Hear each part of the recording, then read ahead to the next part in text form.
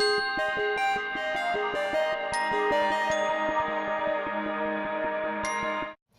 my name is David Lightbown. I'm a technical director working predominantly with artistic pipelines. I work out of Montreal, Canada, and I've been working in video games for about 8 years. What I consider to be some of the most important elements that I presented in the podcasts, probably one of them would be taking simple mathematical algorithms, really small stuff, and then converting it into script. That's really one of the first steps that'll help you to be able to increase your ability to be able to create tools.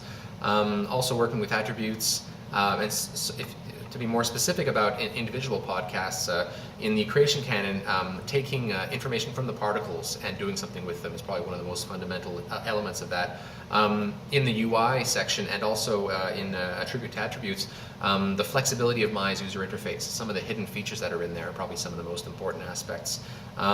In taking Maya out of context, some of the power of the context tools in Maya, which surprisingly there are more things than you think actually that are contexts in Maya. So being able to use those and understand how to use them can really give you a lot more flexibility and power in the tools that you're creating. And then finally, in the comparing nodes or the comparing attributes, being able to work with presets, which is a thing that most people don't really know about, not just to create and use presets to be able to copy attributes back and forth, but also to use them to compare the attributes to two different nodes. Some of the most common techniques that I've used across all the podcasts are probably reading attributes, reading and writing attributes, getting attributes, storing them into variables. Mastering that is really important. And also finding out the number of nodes in a particular scene, for example, using the ls with the type flag to be able to figure out how many nodes there are in a scene and being able to iterate through them. And also the size of an object, the number of components, number of certain types of components and that sort of thing. You see that being repeated throughout many of the other podcasts. And in regards to some of the most unconventional situations that we have in one of the podcasts, probably the creation canon, where we're taking particles and then and shooting them through an expression to be able to reinterpret their information. That's probably not something that a lot of people do, and it's something that could be a very interesting exercise to try out yourself.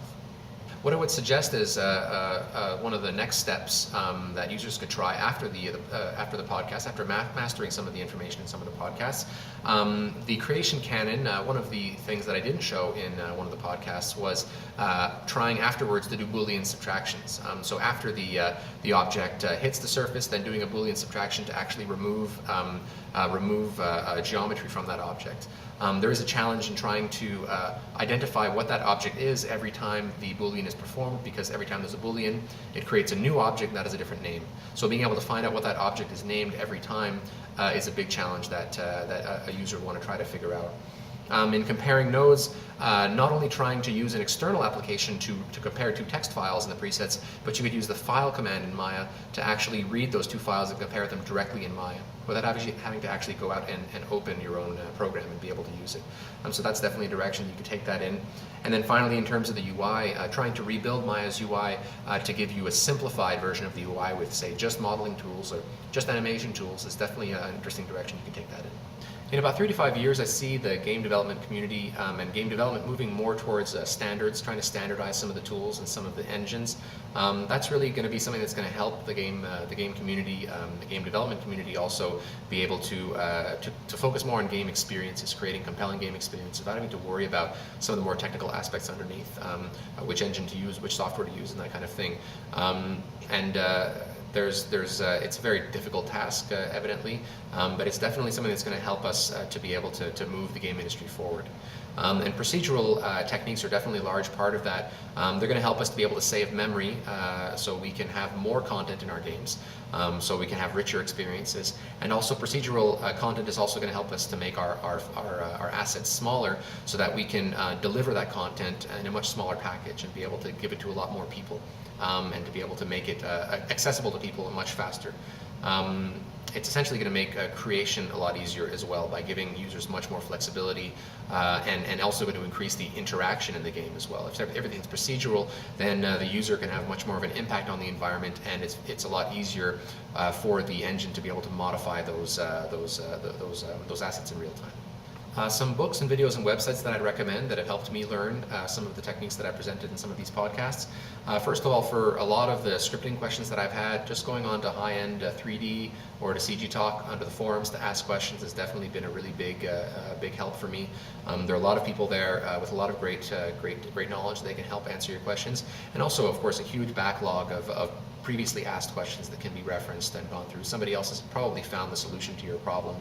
Or just a good old Google search will be able to find not only forums like high-end 3D and CG Talk, but any other forums that might also be discussing the use of MelScript or that sort of thing. In terms of books, there's a book called Beginning Math for Game Programmers. Now it is more for game programming, but it does present some simple math concepts that'll help a lot to be able to create some of the tools that I presented. It's written by Wendy Stoller. There's also Complete Maya Programming, which is written by David Gould. There's 2 books in that series right now. It covers Mel scripting and also a little bit of the Maya API if you want to take it to the next level with C++. That's a really great series and has sort of been a de facto manual for a lot of people who wanted to get into Mel scripting and then into the API. And then finally, there's one of my DVDs that's on the Autodesk website called Modeling with Math in Maya, which basically takes you through a series of different simple mathematical formulas, how to translate them into MelScript, and then how to be able to create tools to save time within an artistic pipeline. So it's a great way to be able to take some of these podcasts that I've presented and be able to take it up a notch and create some really compelling tools that the artists around you will really appreciate.